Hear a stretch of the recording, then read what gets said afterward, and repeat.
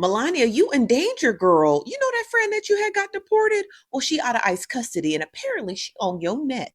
Melania, what was going on yesterday? You must have found out your friend got out of ICE custody. Now, before we can talk about that speech Melania gave, we have to actually talk about this article by the New York Times. Now, in this image seen here at the 2021 Mar-a-Lago New Year's Eve party, the woman seen there goes by the name of Amanda Ungaro. She's Brazilian, and she was dating that guy by the name of Mr. Zampoli. Well, they were dating for decades. They had a child. He's about 17 years old now. When they broke up, she ended up moving down to Miami and getting married to a Brazilian doctor. She ended up being caught up in some sort of like scheme, like Medicare fraud or something like that, which again, people are starting to speculate that it came from the baby daddy. Well, after she had got arrested, he then called Donald Trump and had her deported to Brazil, her and her Brazilian doctor husband.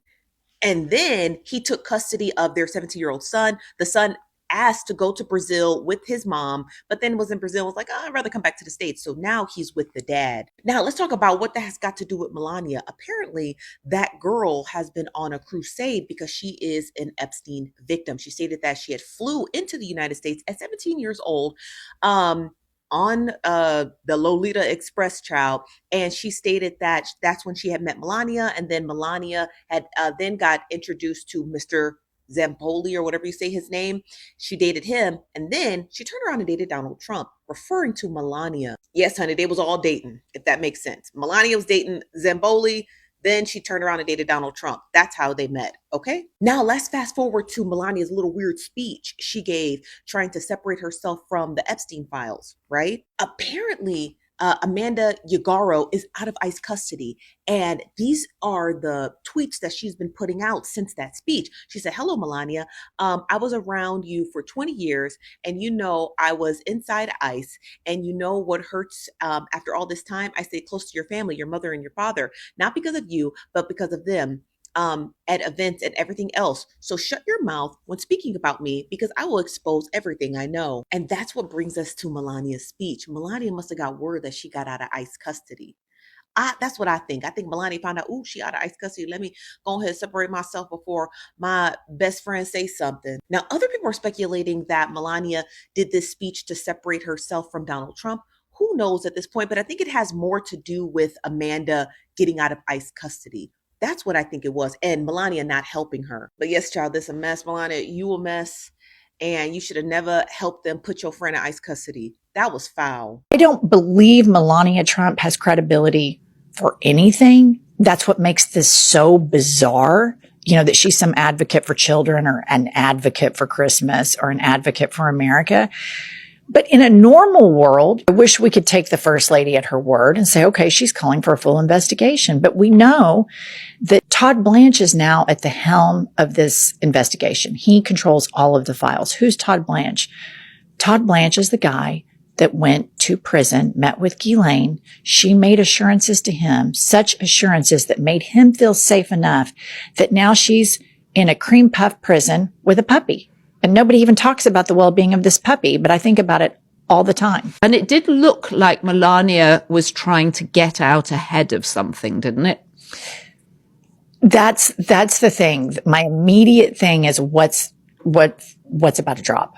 What are they getting in front of? Why is she bringing this up?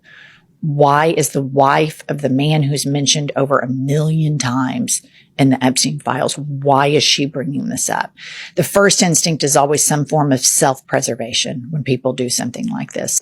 She's talking about lies about her when we've seen photographic evidence and an email that she and Ghislaine were really beyond acquaintances, were rather friendly. And so I think it's really interesting. So we'll have to keep an eye on it. I know that it takes a lot to shock me. I'm pretty shock proof. I have been so shocked at each and every individual drop of the Epstein files. Isn't it interesting how sometimes the loudest denial, Melania, comes before the question? Something was about to come out and she was trying to get ahead of it. Let's call a spade, preemptive damage control. That's what caught my attention this week, of all of the other things that caught my attention. Out of nowhere, Melania Trump steps up and says, I barely knew Jeffrey Epstein.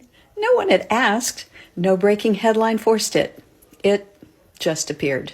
So when something like that drops out of the blue, it's fair to ask, why now? There's a piece circulating that points to a lesser-known figure, someone who was tied to the old modeling and social circles, who just started speaking online. The suggestion isn't proof, it's timing, and timing matters. Because when others who've been quiet for years start speaking, others start preparing. Now here's where it starts to get interesting and important to stay grounded. We already know from public reporting that there was overlap in elite social circles. Photos exist and names overlap. That's not conspiracy, that's documented history. But what this moment raises isn't a definitive claim, it's a pattern. Pattern where power, wealth, and access intersect, where modeling pipelines connected people across continents, and where certain people's names keep appearing in the same rooms. So the real question isn't, is this proven? The real point is this: when someone rushes to deny a question that no one's asking, people start to wonder what question is about to be asked. Because when someone moves early, it's because they think something is coming. And maybe it is. And maybe it isn't. But either way, people don't usually rush to close a door unless they hear footsteps on the other side. And that, my friends, is the part worth paying attention to. This is sarcastic, hilarious, it's paradox, it is wicked fun. I guess I need to. I am not Epstein's victim. Epstein did not introduce me to Donald Trump. Melania Trump made a public appearance and delivered a speech to the entire nation. In her speech, she mentioned Jeffrey Epstein, emphasizing that she had no knowledge of his crimes, had no personal relationship with Epstein or Maxwell, and pointed out that Epstein never introduced Trump to her, urging the public to stop discussing any connection between her and Epstein. She called on Congress to allow all survivors, if willing, to testify under oath so that their testimony could be officially recorded in the congressional archives and give them ample time to share their experiences. She noted that Epstein did not act alone. After Melania Trump issued the statement, Donald Trump completely lost control. According to MSN, Trump was unaware of her statement before she appeared on camera. He stated that he was attending a conference at the time and could not comment further. She clearly stated that she did not know Epstein, and the call ended immediately. Following that, he launched an attack on the Wall Street Journal, calling it one of the most unreliable editorial boards in the world, and pointed out that although he had repeatedly claimed victory in Iran, Iran had announced victory prematurely. He continued to harshly criticize the reporting of the Wall Street Journal. We've looked at photographs of her with Jeffrey Epstein and Ghislaine Maxwell, and now we have her emails with Ghislaine Maxwell. Is it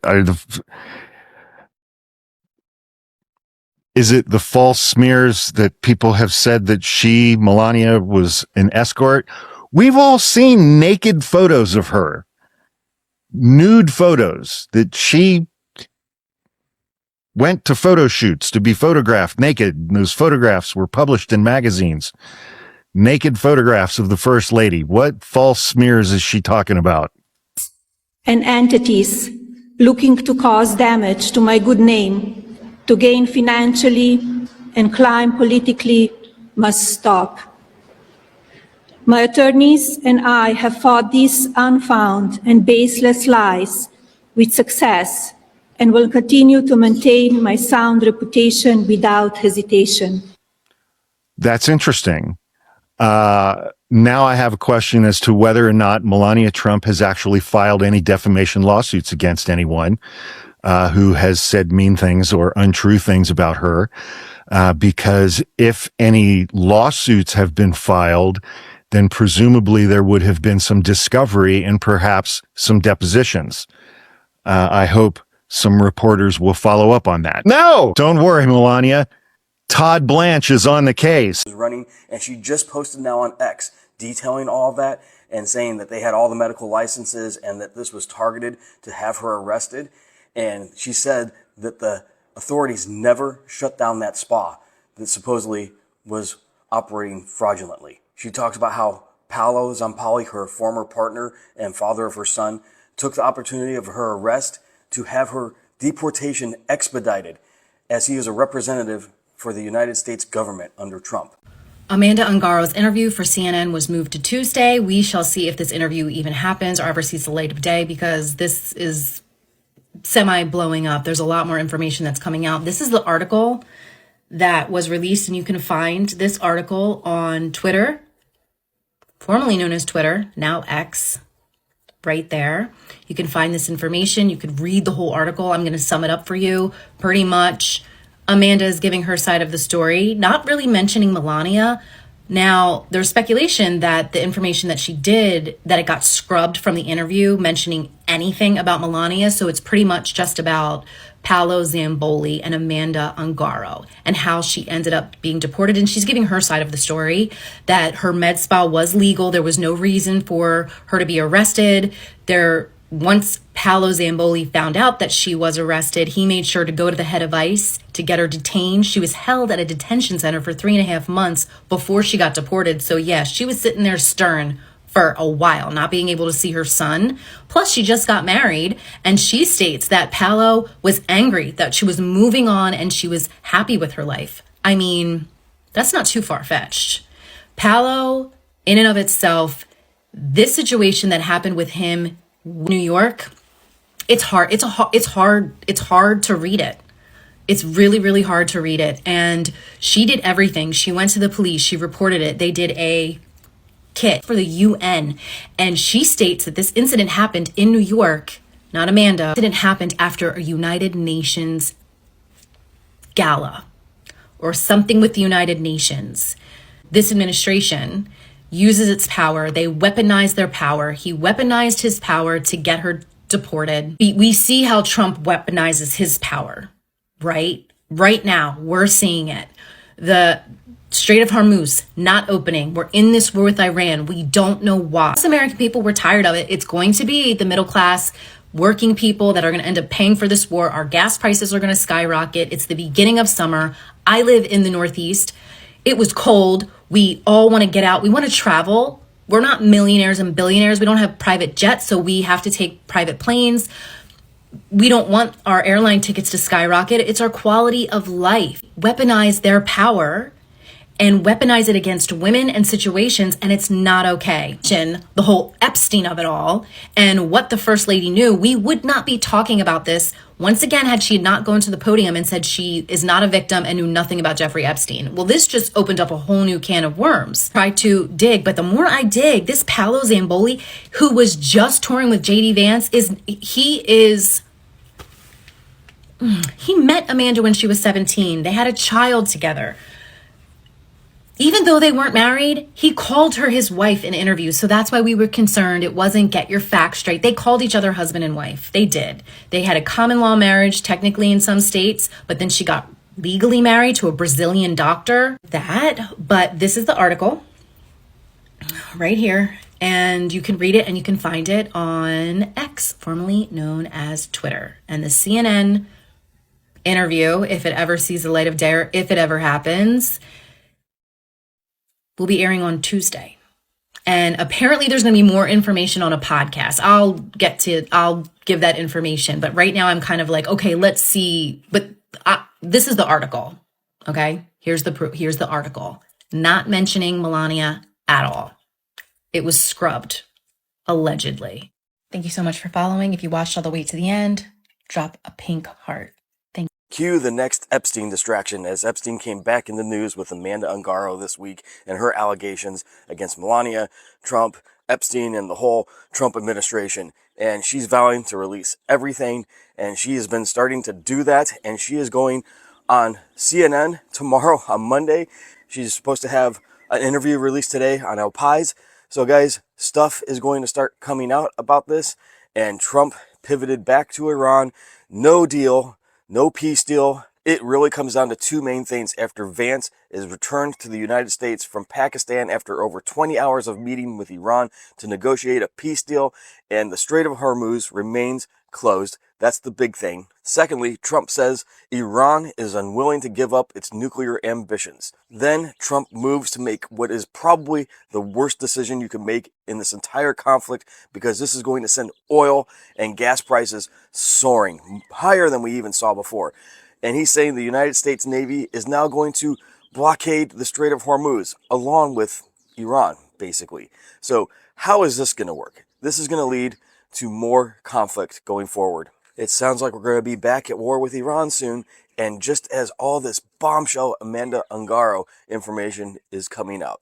Let me know what you guys think about this, and I'll see you back here for the 411. So if you've been seeing the name Amanda Ungaro everywhere on the internet today and wondering what the hell is going on, let me break it down quickly. Because this is not random.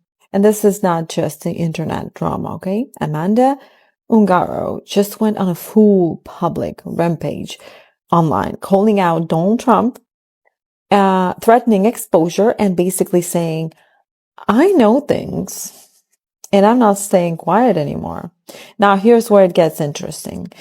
She's not some random account, okay? She was connected to Paolo Zampoli, the same man who introduced Trump to Melania Trump. So we're talking about someone who was inside those circles. And now she's saying she was pushed out, she was targeted, and most importantly, she's been fighting over custody of her son. And this is where it stops being political for a second. Because if you've ever been a mother in a system where you feel like you're being ignored, dismissed, or, I don't know, overpowered, you understand exactly what this energy is. This is not calm. This is not strategic. This is what happens when someone feels like they have nothing left to lose. And trust me, this is dangerous. And you can literally see it in the way she's posting. She's not trying to be careful. She's not trying to be polished. She's saying, I'm done. I will burn this down if I have to. Now, we don't know, of course, the nature of her claims. Are they proven? No, but do we need to? And that's not the point of what we're watching unfold in real time. What we're watching is someone from proximity to power who believes they were used or silenced and is now going fully public. And the timing, the timing. This explodes right when Epstein-related narratives start circulating back around the Trump orbit after Melania gave her press conference. And suddenly, this woman is talking loudly. So the question is not, is she right? The real question is, what's going to happen?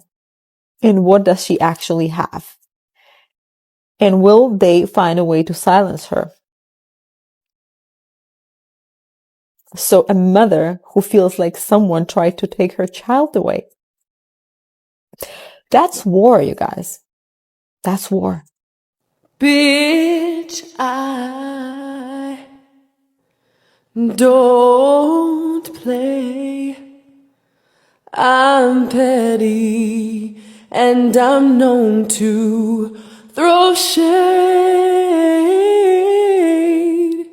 From a unified White House strategy standpoint, this move was awkward. It revived a liability Trump benefits from bearing, and it suggests something deeper. Parallel, not centralized messaging control. I'm talking about Melania's surprise April 9th statement. She denied any relationship with Epstein or Maxwell, denied Epstein introduced her to Trump, and denied any knowledge of his crimes. Now look, I'd love to live in a world where a rooster can cross the road without explaining why. But decisions like this, they're almost never random. And the First Lady doesn't get the luxury of not being scrutinized. So what could this actually mean? I see 3 strategic motives. First, preemption. Get your denial on record before new information drops. Second, reputation firewall. Separate your personal exposure from a broader political risk. And third, narrative shift. Reframe the conversation toward hearings and victims instead of your own proximity to the story. But here's the catch. This may protect her while reopening a story the White House wanted closed. So tell me, what do you think this really was? and follow if you want to understand the incentives behind political decisions and not get played by the narrative. The Amanda Ungaro interview has dropped. I am going to post the entire thing at the end of this video. I thought that would be easier than you trying to find the link for it, especially since it's originally in Spanish. She is incredibly brave to do this. I know that she has another interview with CNN on Monday, so I'm hoping that's going to be video and we get to see her speak, and I'm hoping other outlets will reach out to her. She deserves to have her story told. So I just want to let you know, and let me know what you think.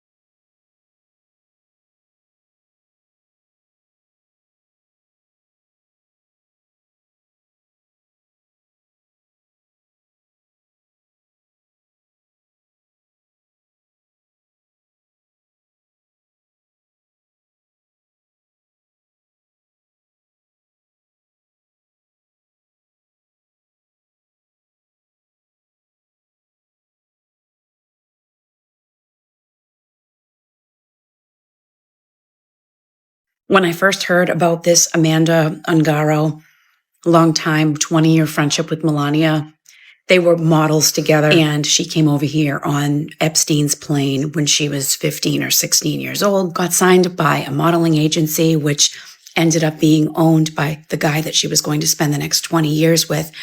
Boy, these guys, they all like 15 and 16-year-old models from other countries. He's also BFFs with Donald Trump. He was BFFs with Jeffrey Epstein. He's listed in the Epstein files over 50 times. And he worked directly with Jean-Luc, who managed the modeling agency and had an apartment in Jeffrey Epstein's building. So you have Jeffrey Epstein with the plane, Jean Brunel and Paulo, who are partners with the modeling agency. And then you have Melania's old buddy who came here from Brazil as a teenager, as an underage teenager, to work for the modeling agency, be groomed by Paulo, and ended up with Paulo. Amanda goes to her ex account last week saying she will upend Melania's life and that she knows the truth, not only about Donald Trump, but about Melania. Says that she has nothing left to lose in her life. She is not afraid. The very next day, Melania gives that speech about victims and that there are still people that need to be brought to justice. And I came onto my page saying, maybe Melania is the key. She knows everything. But I knew she was trying to get ahead of something. And it's this Amanda model from Brazil. She got kicked out of Miami for having the Botox clinic that wasn't registered. She stayed past her visa or whatever. And it's so funny because her ex, the 20-year ex, who's friends with Donald Trump, got in touch with somebody from ICE. This is allegedly. And all of a sudden, ICE was knocking down the door at the Botox clinic. But there are documents that we haven't even talked about yet in the files that have been buried. So this is the next one. This Amanda, Paulo, Melania, Donald Trump, Jean Brunel, Epstein, these six people, the walls are starting to close in. We can't let all the things going on overseas and gas prices and all the things that we're talking about. We cannot let all of these conversations overshadow the victims of Jeffrey Epstein. Jeffrey Epstein is gone, but all of them are still alive.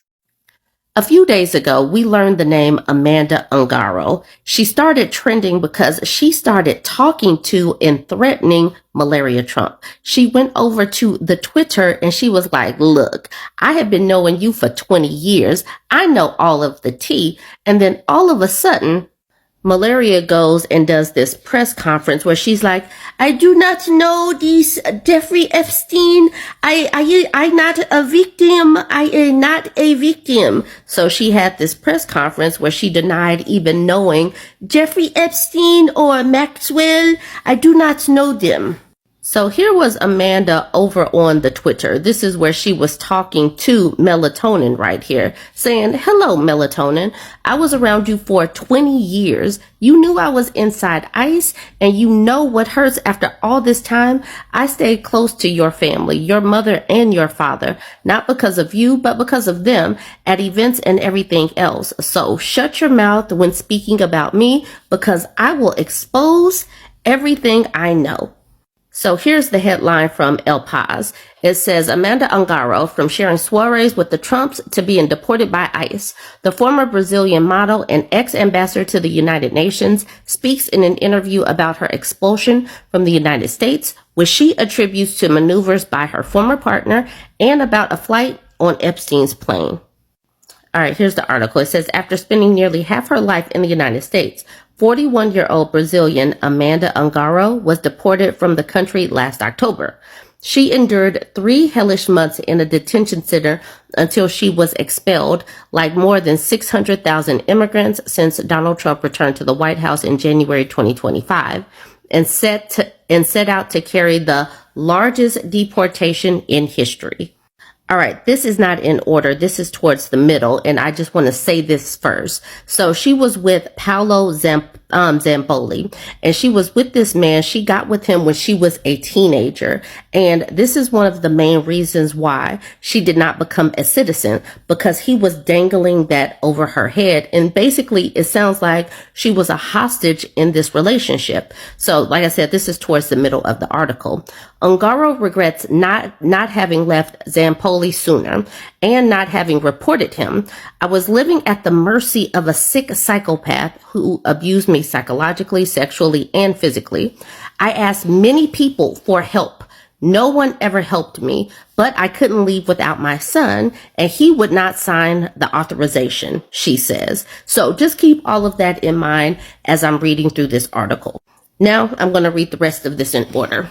It says, what is unusual in the case of this former model who worked at the United Nations is that alongside her former partner and the father of her son, businessman Paolo Zampoli, Ungaro had in the past shared evenings with the Trumps at the family's Mar-a-Lago mansion, which included a party to ring in 2022, which she now recalls as one of those incredibly boring 6-hour events. The two couples also spent other New Year's Eves together, a White House Easter children's party, a 4th of July celebration, all meticulously documented on Instagram by Zampoli, the man who introduced Melania to the president and who was appointed special envoy for global partnerships by his friend. The Brazilian woman and the Italian American, who separated in 2023 after 2 decades together, are engaged in a bitter custody battle over their 16-year-old son, G. Now it's war. We'll see who wins. I kept quiet for years, and because of that, people judge me. They ask me, why are you speaking now? Because the man would not let me live in peace. I tried.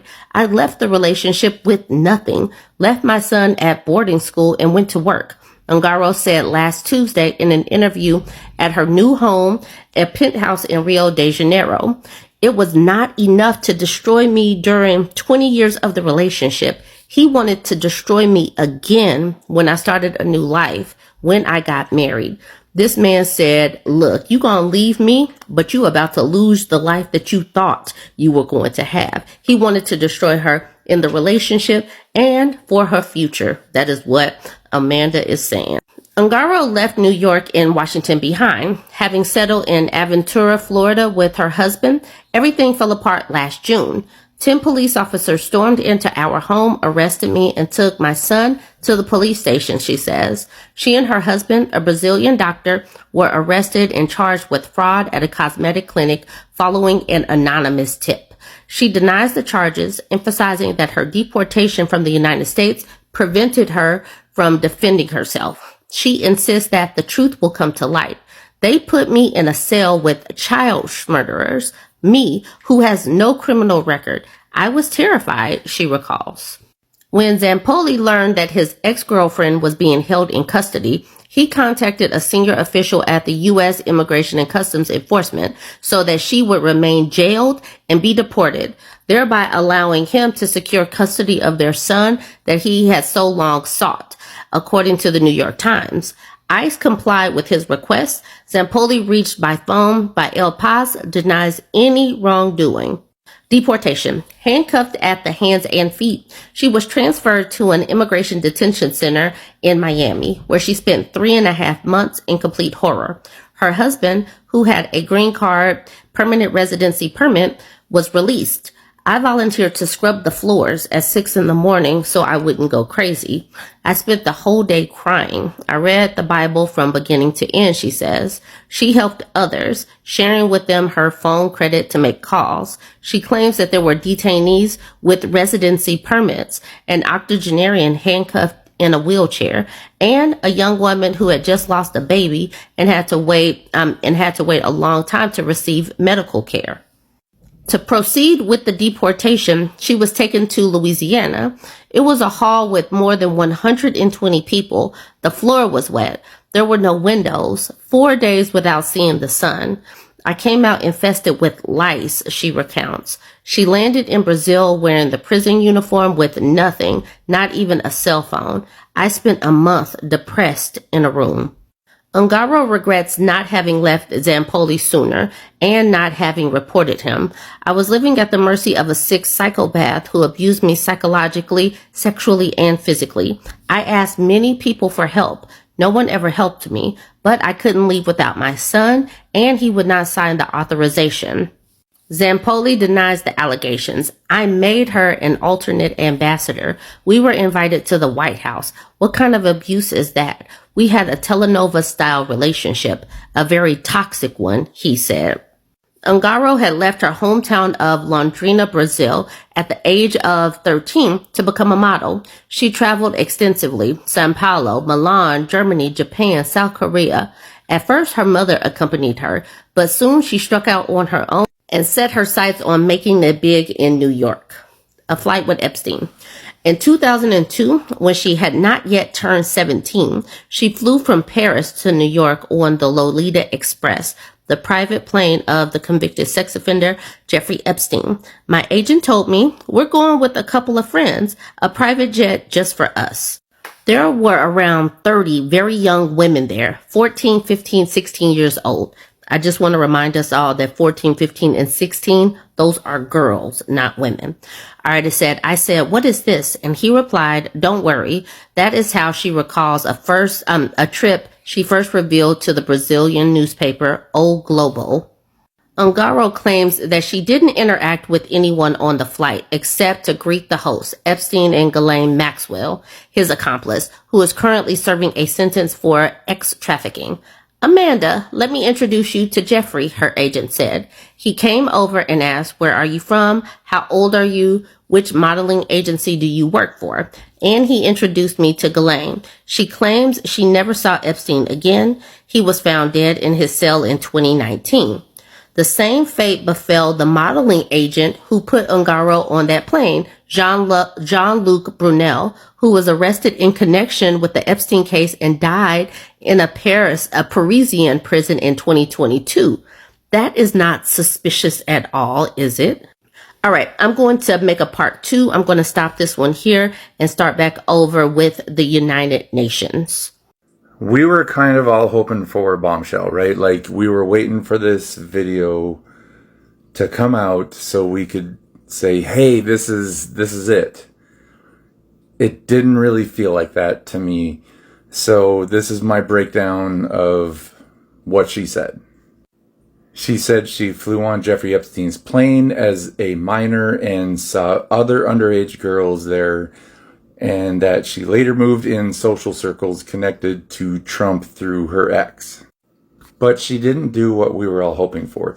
She did not provide proof or make direct accusations against Melania Trump or Donald Trump, so it's serious claims without a smoking gun. So I'm still sitting here thinking, why did Melania make that video? And if it was for this, she didn't really need to protect herself from it. So maybe there's something else coming. I guess we can hope. One thing I've genuinely noticed about citizens of the United States of America is that whenever news breaks, you guys tend to react to it rather than dissect it, okay? And I get it, given the magnitude of the news that's breaking and the frequency of it. It's psychological warfare. It's a constant whirlwind. But today I wanted to discuss what you should be digesting about the Melania statement. So for those of you who aren't privy, Melania came out and basically was denying any allegations of being affiliated with Jeffrey Epstein or the transgressions at Epstein Island. She went on to say that she was just part of an overlapping social circle. Jeffrey Epstein isn't her ex. She never did business, yada, yada, yada. She's trying to proclaim her innocence. Nobody's really looking at the timing of this. There's two things that are massively important for you to process when receiving this information. Number one is that a week or two ago, it kind of came out that Trump is a spy for Putin.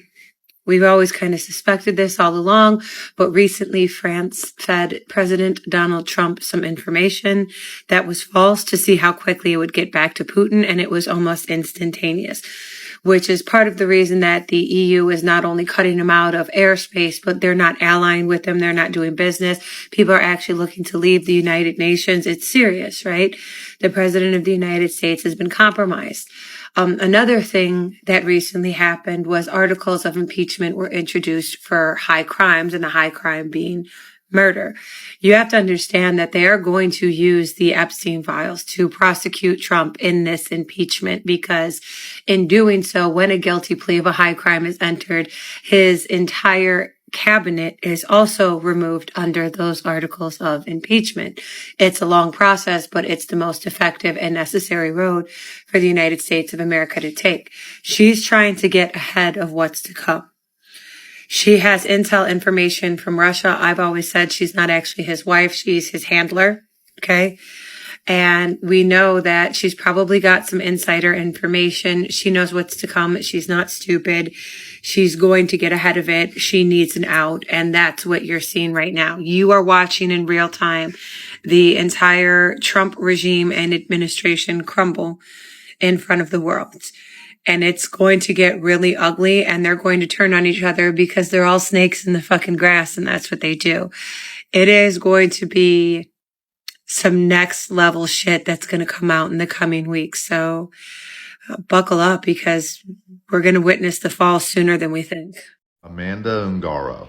This name is trending all over social media, right? But more people need to know about her, because no one can convince me that Melania's random, bizarre speech yesterday wasn't a direct response to Amanda Ungaro. See, Amanda posted this on Wednesday night, Thursday morning at 12:58 a.m. She posted this in a reply to one of Melania's farewell speeches back in 2021. And then less than 12 hours later, she has her bizarre speech for the first time ever publicly speaking about her relations with Jeffrey and Maxwell. It's almost as if Melania is scared that Amanda is going to spill the beans. And Amanda has known Melania for well over 20 years. She knows a lot. They were both models that met through the Jeffrey Donald Maxwell ring.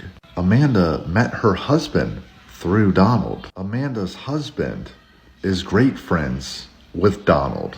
I should say ex-husband, because her ex-husband got Amanda deported back in, I believe, 2024 for an illegal cosmetic surgery or something. And her Twitter account is located in South America, where Amanda was deported to. And I'm hoping that she comes out and spills every single detail about Jeffrey, Maxwell, Donald, Melania, the entire ring. Oh, you thought when you and your man got me deported, I wasn't gonna come back and tell it all? Yeah, episode 1 of when deporting your homegirl goes wrong. Let's talk about it. So what had happened was, Rami and Michelle was out here tricking with them older billionaire men at them parties, right? AKA Melanisha and her homegirl Amanda. Well, I don't know, was you really her homegirl? Cause y'all was kind of young. Well, Amanda, she said she was 16. How old was you, Melanisha? Anyway, so Melania used to date Mr. Zampoli, right? And then all of a sudden, Zampoli introduced her to Trumposaurus, and then Zampoli started dating Amanda. What in the menage a twinkle did y'all have going? Anyways, so Amanda and Mr. Zampoli has a baby, right? And they date for a long time, and then they break up or whatever, and then she ends up moving to Miami and marries a Brazilian doctor. Now I don't know if Mr. Zampoli is pissed off about this, but something goes down and his name is written all over it, but we can't prove it yet. It had something to do with fraud, but all of a sudden, homeboy calls Trumposaurus and asks him to deport that woman. Well, honey, I don't know if she called Olivia Pope, but she was down there in that ICE detention center for a while, and then all of a sudden she got out and got back to Brazil, and she been talking ever since. Because, baby, out of the blue, the White House staff didn't know, Trumposaurus didn't know. All they knew is that Melania came up there and said, hang up that White House seal, get me a podium and a microphone, and call Channel 9 News. And they did. And then she got up there, I have nothing to do. Okay, do you really?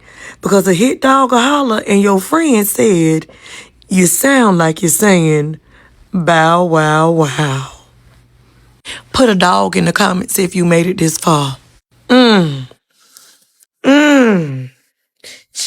B613 gonna come and get that cash. You better be quiet. Thank you for watching Great Minds Blacks.